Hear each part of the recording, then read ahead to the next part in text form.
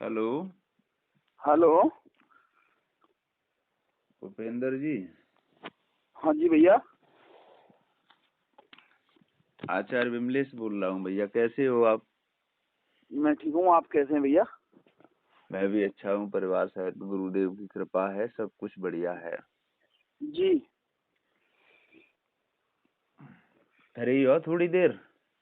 हाँ हाँ हाँ, बोलिए भैया। अच्छा अच्छा। तो मैं ये कह रहा था भूपेंद्र, जी भैया। ये त्रयोदशी संस्कार के बारे में बताओ, ये क्या है? ये होना चाहिए या नहीं होना चाहिए?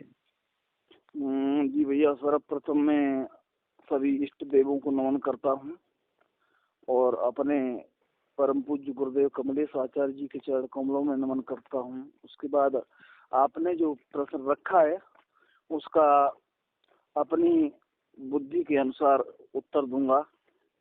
हम्म। देखो भैया, त्रयोदशी संस्कार बनाया हुआ है, ये वेद विधि का संस्कार नहीं है। अच्छा जी। हाँ, संस्कार तो 16 ही होते हैं। हम्म।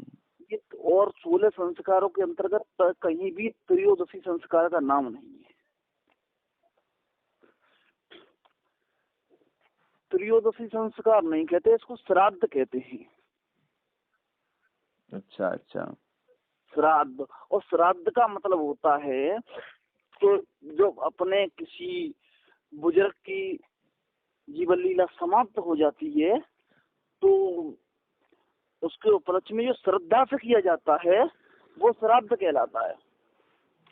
जी। जो श्रद्धा से किया जाता है वो श्राद्ध कहलाता है।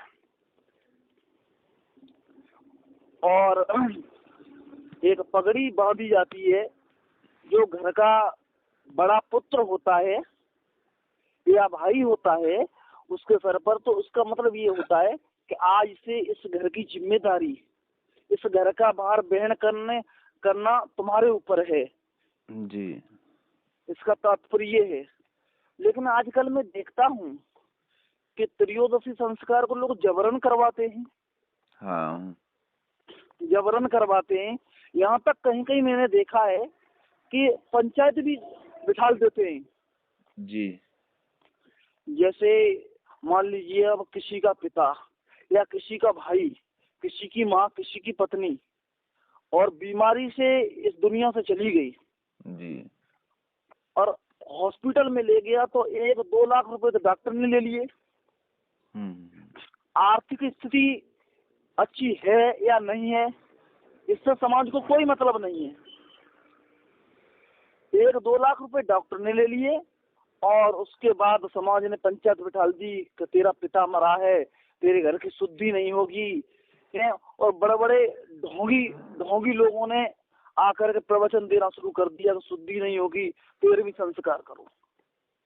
हाँ कहीं हाँ। कहीं तो बेचारों को मैंने देखा है कि जमीन बेच करके इलाज कराते, फिर भी उनके प्रियजन इस दुनिया से चले जाते हैं। और उसके बाद भी हमारे समाज का क्रूर वर्ग, सारा समाज क्रूर तो नहीं है, हमारे समाज का निर्दयी और क्रूर वर्ग जबरन उनसे त्रयोदशी संस्कार करवाता है। कहीं भी रामायण को देख लीजिए आप।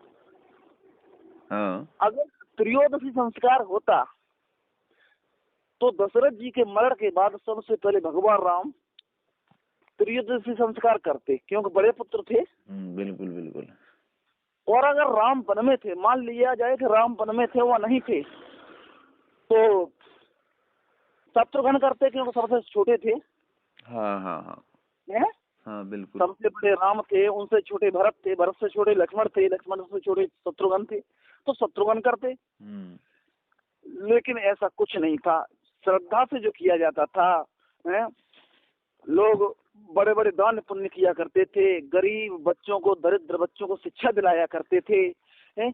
दरिद्र बेटियों का पाड़गेरा संस्कार यानी विवाह संस्कार कराया करते थे, हैं? अपने पूर्वजों की स्मृति में। तो ये तो श्राद्ध का मतलब है।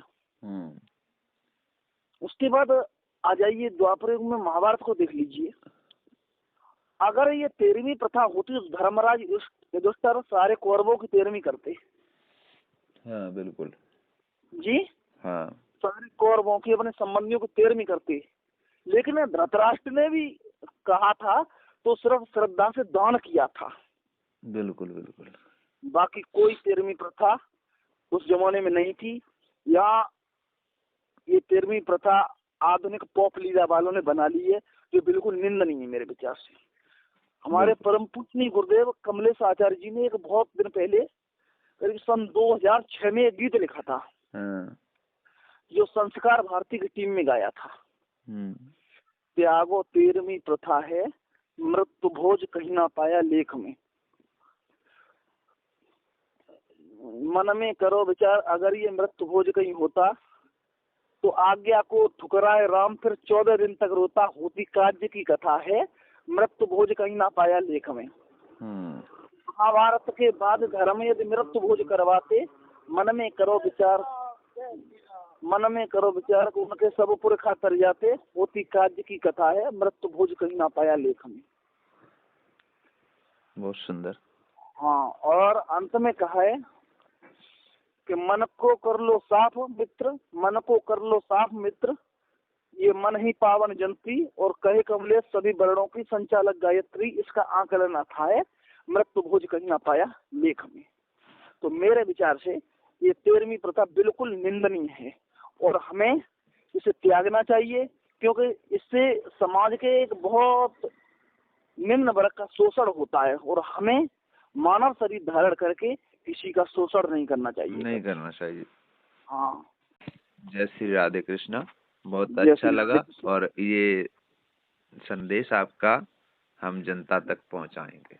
जी ठीक है भैया।